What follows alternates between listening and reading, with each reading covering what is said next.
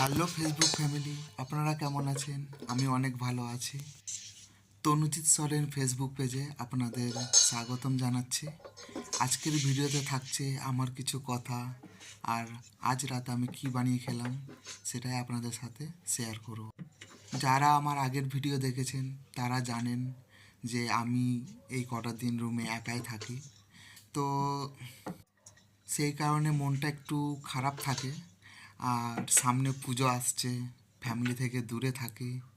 তো আজ একটু একটু নয়, অনেকটাই মনটা একটু খারাপ লাগছিল। বাড়ির সবার কথা খুব মনে পড়ছিল, বিশেষ করে আমার মায়ের কথা। সত্যি কথা বলতে আমি আমার মাকে খুব ভালোবাসি। আমিও জানি আপনারাও নিজের ফ্যামিলিকে অনেক অনেক বেশি ভালোবাসেন। সেই ভালোবাসা থেকে ইন্সপায়ার হয়ে আমি আমার মায়ের কিছু রেসিপি আপনাদের সাথে শেয়ার করতে চাই। কিছু রেসিপি বলতে আজ আমি আমার মায়ের হাতের পরোটা খুব মিস করছিলাম, তাই ভাবলাম যে চেষ্টা করে দেখি। মানে আমি দেখেছি আমার মাকে পরোটা বানাতে। অনেকের বাড়িতে অনেক রকমভাবে পরোটা বানাই, তো আমার মা যেভাবে বানিয়ে আমাকে খাওয়াতো বা আমার ভাই আছে আমার ফ্যামিলিকে খাওয়াতো, তো আমি সেটাই আপনাদের সাথে শেয়ার করব। আটা আমি মাখিয়ে নিয়েছি। মাখিয়ে নিয়ে একটা গোল রুটি তৈরি করেছি। সেই রুটির উপর আমি তেল লাগিয়ে সেটাকে ফোল্ড করে তার উপরে আবার তেল লাগিয়ে আবার ফোল্ড করে রুটিটাকে ত্রিকোণ আকৃতি করলাম। তারপরে এখানেই থেমে থাকলে হবে না, রুটিটাকে আবারও বেলতে হবে। তো এইভাবেই আমার মা এরকম ইয়ে কী বলে পরোটা বানিয়ে এইভাবেই খাওয়াতো। তো সেটা আমি চেষ্টা করছি, আমার মায়ের মতন তো পুরো হবে না। তো আমার মা যেভাবে বানাই তো আমি সেইটাই ফলো করে করে বানিয়ে দেখব যে কতটা সাকসেস আমি পাচ্ছি।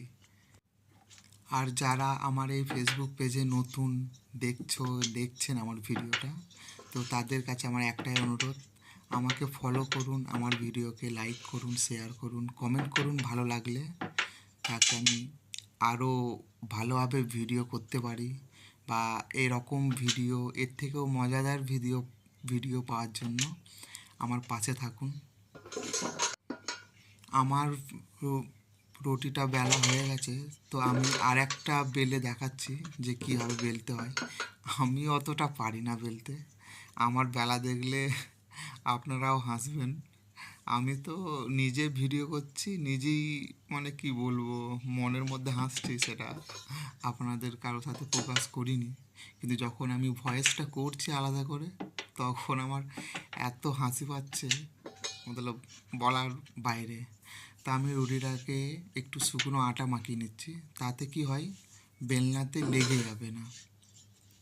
ওই কারণেই শুকনো মতলব আটাটা একটু ছড়িয়ে নিতে হয়। তারপরে বেলা শুরু করে দিয়েছি। আমি এর আগেও অনেক চেষ্টা করেছি, রুটি বানিয়েছি, পরোটাও বানিয়েছি।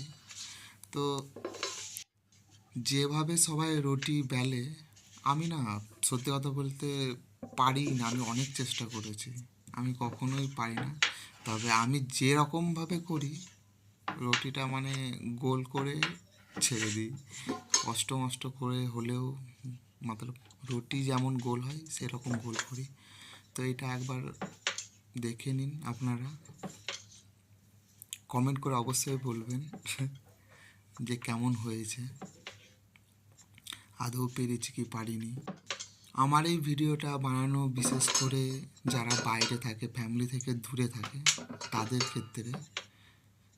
অনেকেই হয়তো শেয়ার করতে চায় না যে বাইরে কীভাবে জীবনযাপন কাটাচ্ছে। যারা গ্রামে থাকে তারা তো ভাববে যে ছেলে বাইরে আছে, অনেক ভালো আছে, অনেক সুখে আছে। কিন্তু সেটা সত্যি নয়। সত্যিটা হচ্ছে এখন যেটা দেখছেন এটাই সত্যি, এটাই বাস্তব। হয়তো বাইরে কোনো রেস্টুরেন্ট বা কোনো হোটেল থেকে খাবার অর্ডার করে খাওয়া যায়, কিন্তু নিজের হাতে তৈরি করে, এই যে বাড়ির মতন করে তৈরি করে খাওয়াটার যে আলাদা এক অনুভূতি, সেটা যারা খায় নিজে হাতে বানিয়ে তারা ছাড়া কেউ বলতে পারবে না। এখানে একটা কথা বলি, অনেক মেয়ে জানে, মানে মানে অনেক মেয়ে বলে, সবার ক্ষেত্রে বলছি না, অনেক এরকম আছে যারা বলে যে আমি রান্না করতে পারি না, আমি রুটি বেলতে পারি না, তো আমরা কি পারি? চেষ্টা করলে মানুষ কি না করতে পারে। মেয়েরা যেমন বাবার রাজকন্যা হতে পারে, বাবার পরী, অনেকে বলে না যে পাপা কা পরী, তেমন আমরাও বাবার রাজপুত্র। আর সেই রাজপুত্র যে কখন বড় হয়ে গেছে সে নিজেও জানে না, আর রাজাও জানে না যে তার রাজপুত্র কতটা বড় হয়ে গেছে। এই ভিডিওটা হয়তো আমার পরিবার কেউ যদি দেখে, খুশি অবশ্যই হবে আর দুঃখ অবশ্যই করবে যে ছেলে মায়ের হাতে বানানো ছাড়া খেতই না, সে নিজে বানিয়ে বানিয়ে খাচ্ছে। অবশ্য খুশির সাথে সাথে মনটাও হয়তো একটু খারাপ লাগবে, কিন্তু বাবা দেখলে তো বলবে না ছেলে আমার বড় হয়ে গেছে। তো এবারে আমি রুটিটাকে তেলে ভেজে নেব। তো তেলে ভাজার আগে আমি প্রথমে দু পিঠটা সেঁকে নেব রুটিটা। তাতে কি হয়, রুটিটা সফট থাকে, ফোলে, আর খেতেও ভালো লাগে, নরম থাকে। তো আমি দু সাইডে রুটিটাকে সেঁকে নেব। সেঁকে নেওয়ার পর তেলটা দেবো। দেখতেই পাচ্ছেন আপনারা, এইভাবে দু সাইড সেঁকে নেব। আর রুটিটা এইভাবে করলে রুটিটা ফোলে, আপনারা লক্ষ্য করবেন।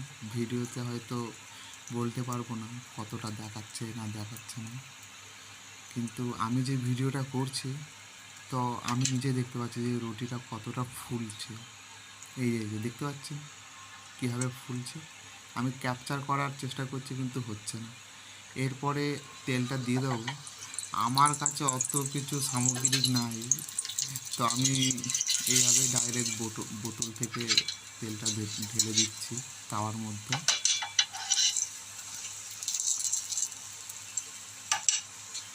কে কে এইভাবে বানিয়ে খেয়েছেন বা কাদের বাড়িতে এইভাবে পরোটা বানানো হয় অবশ্যই কমেন্ট করে জানাবেন।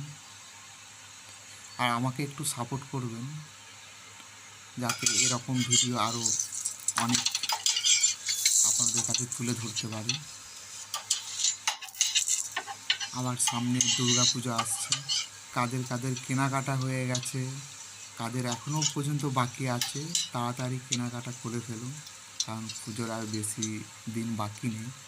আর যত দিন যাবে, যত লাস্টে কিনবেন তত মতলব কী বলে বাছাই জিনিসগুলো পাবেন, তখন আর পছন্দ হবে না, আর দামটাও তত বাড়াবে।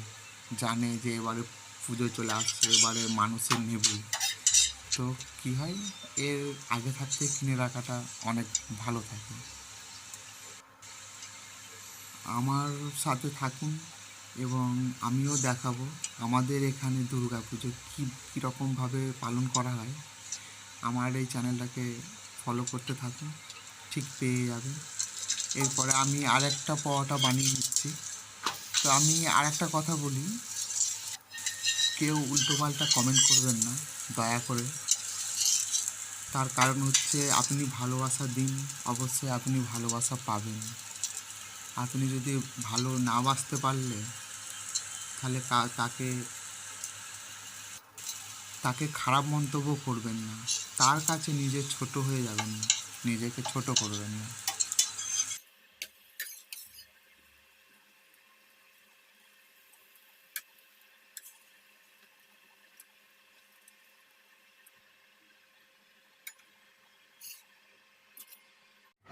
পরোটা আমার রেডি হয়ে গেছে।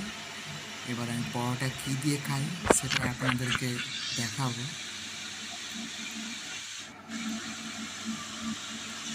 এইটা হচ্ছে আমার প্লেট, তো আমি রেডি হয়ে গেছি খাওয়ার জন্য। এটা হচ্ছে আমের আচার, আর তার সাথে আমার পছন্দের পেঁয়াজ টুকরো নিয়ে নিয়েছি। এইভাবেই এখানে মহারাষ্ট্রে এইভাবেই খায়, আচার দিয়ে, ভর্তা দিয়ে পরোটা খাওয়া হয়। আমাদের ওখানে যেমন আলুর চচ্চড়ি বা ঘুগনি, আলুর দম এইসব দিয়ে খাওয়া হয়, এখানে সেটা দিয়েও খায়, কিন্তু আচারটা মাস্ট। তো সত্যিই পরোটাটা খুব সুন্দর হয়েছে, নরম হয়েছে, ফুলেওছে। তো আপনাদের এই ভিডিও কেমন লাগলো অবশ্যই কমেন্ট করে জানাবেন এবং আমার পাশে থাকবেন। সবাই অনেক ভালো থাকবেন।